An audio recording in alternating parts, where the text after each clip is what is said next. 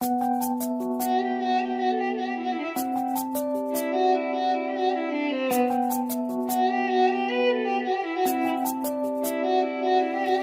خاک سیاه شهید خونی کفنم، یک بلبل پر شکسته انجمنم.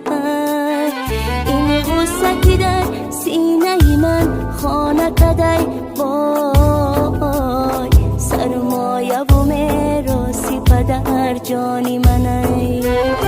این غصه که در سینه من خانه کده، وای سرمایه و میراثی پدر جانی منه.